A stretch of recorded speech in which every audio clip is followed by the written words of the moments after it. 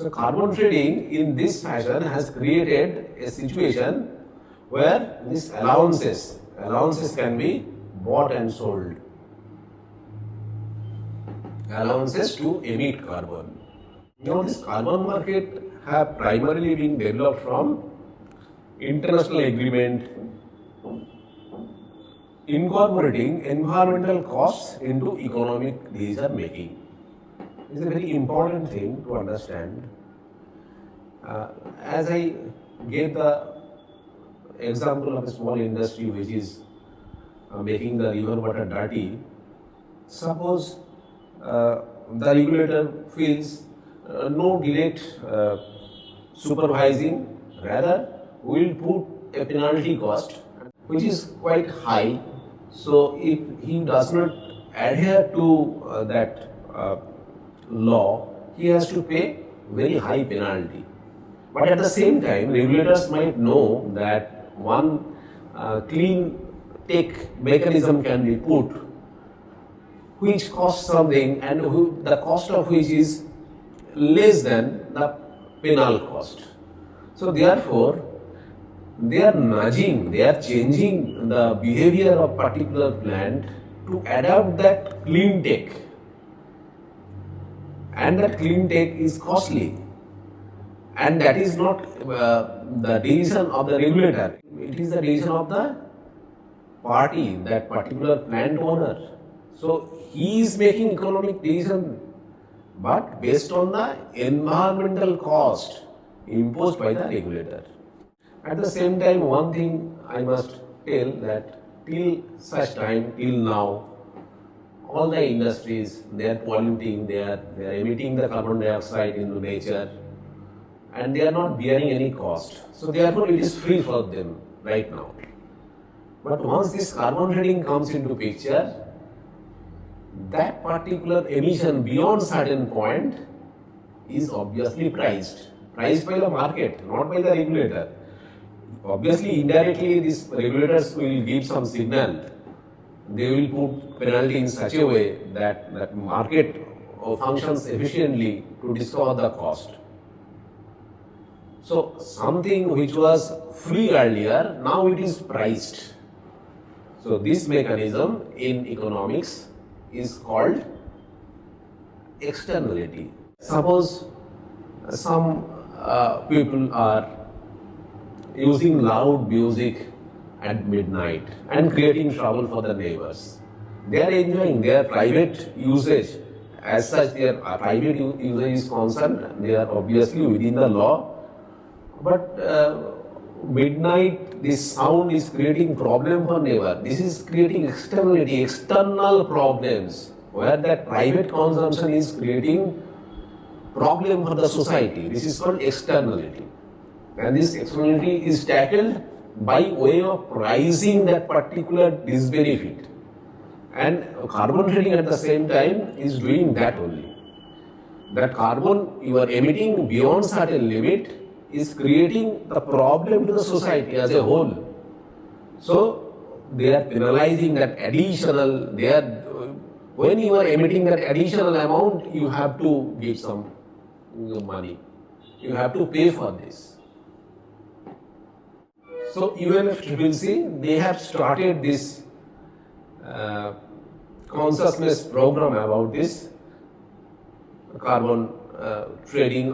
I will not tell carbon trading. Actually, UNFCCC created the consciousness about this mal effects of carbon emission.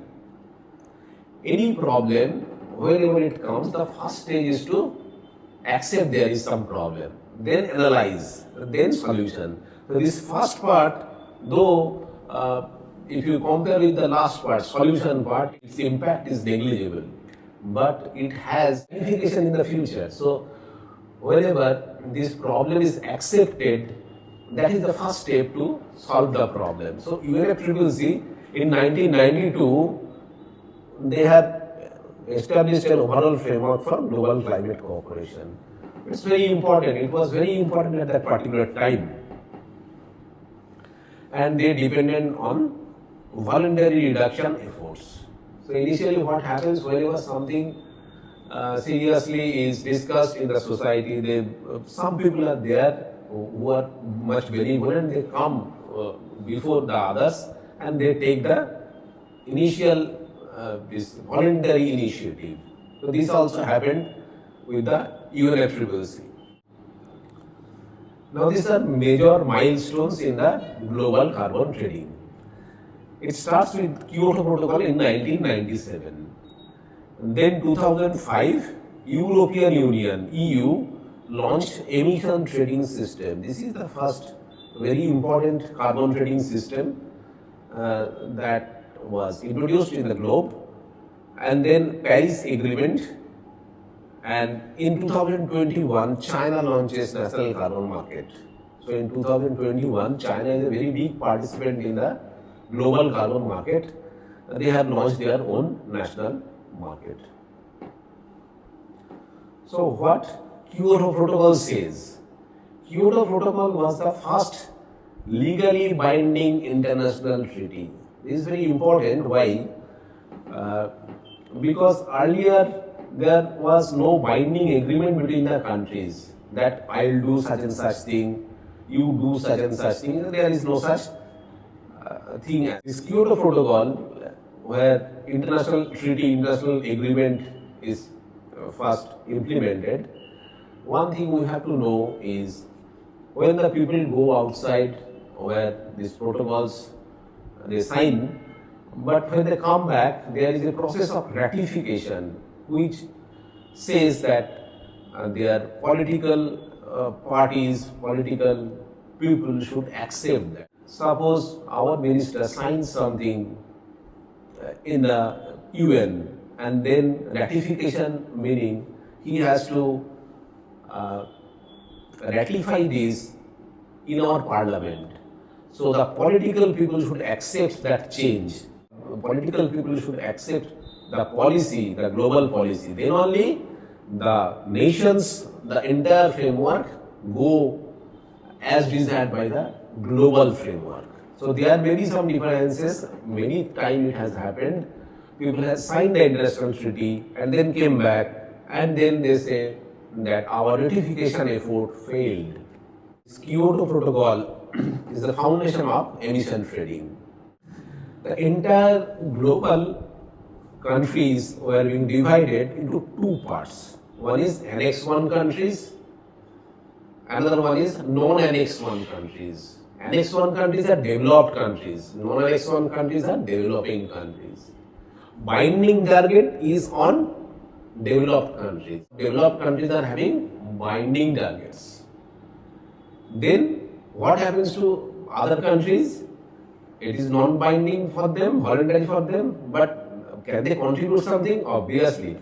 So voluntary contribution is there. How? They can put some project, and the project could have these carbon credits which they can sell to developed nations. This is available in the Kyoto Protocol.